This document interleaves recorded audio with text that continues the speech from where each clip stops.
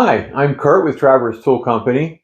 Have you ever needed to mill a deep pocket or a long depth on a side of a workpiece, or something where you needed a lot of flute length on your end mill?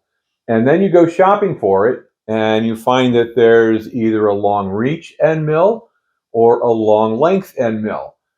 What's the difference? One could sort of be used for the other, but not the other way around. Well, I'm going to explain that in this quick little video. The biggest difference between a long reach end mill and a long length end mill is this. The long length end mill, which is this one, has a long flute length. So the cutting edges go all the way from the bottom of the end mill all the way up to here where the actual sharp edge ends. And then you can't really cut past there because the shank diameter is the same diameter as the cutting diameter. So you cannot go past that when you're side milling. In contrast, the long reach end mill, the flute length is shorter, as you can see. It goes from the end only up to about here, but then from here on, you see this little ridge right here? It's kind of hard to spot at this end, but this is a neck. It's a reduced diameter neck. And so the reach of this end mill is from the cutting end up to the end of the neck diameter. So when you're shopping for these, in order to determine how deep the end of it's going to cut into a workpiece, you need to add the flute length from here to here. Flute length could also be depth of cut, length of cut, DOC or LOC if you want to abbreviate those. Flute length, length of flute, a lot of different a lot of different things mean exactly the same thing, but it's the length of the cutting edge on the end mill. Okay, so you need to add the flute length to the neck length. The neck length is only going to give you this amount right in here.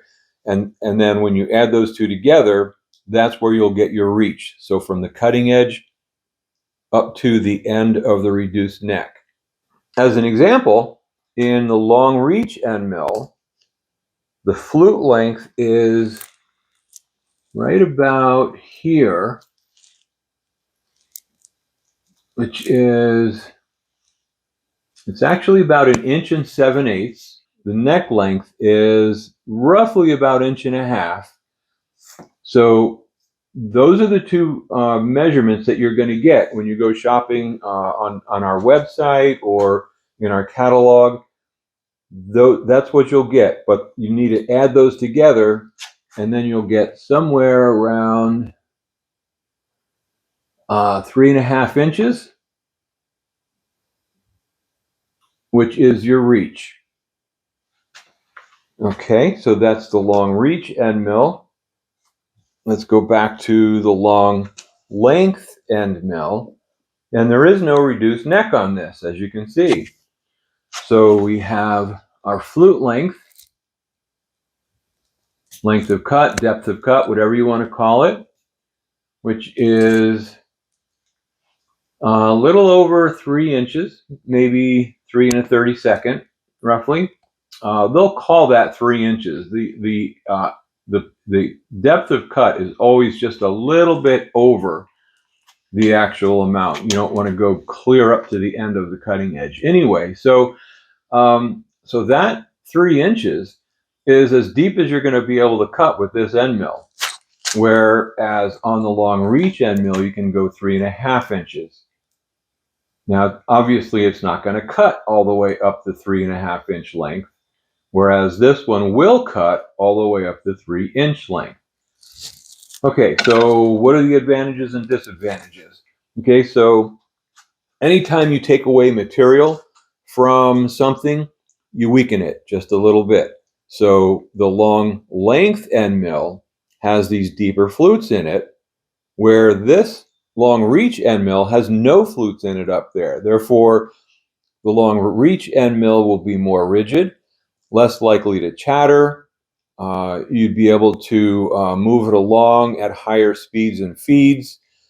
So you can remove more material with the long reach end mill than you can with the long length end mill, but you can't cut for the full length. So the advantage of the long length end mill is you can cut that whole 3 inches in one pass, where if you wanted 3 inches on this one, you'd need 2 passes. The long length end mill is a little bit more subject to chatter, so you're going to need to run it a little bit slower than the long reach end mill. And for something completely out of the ordinary, if you need a super deep depth of cut and you have the machine to hold this thing, here we have a 3-inch roughing end mill with a 12-inch length of cut.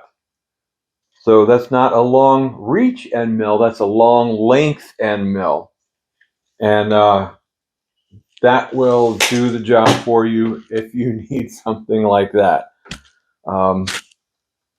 Anyway, I hope this video was helpful to you, and I hope that it makes your shopping experience easier and that you get the right tool the first time. If you're watching this on YouTube, just tap on the rectangle underneath the video and it'll open up a lot of links, a place where there's a lot of links to an article about this video and some other related videos as well. Likewise, if you're watching this video on our solutions page, just scroll down and you'll see the article with those other links included in it. So thank you for watching. See you next time.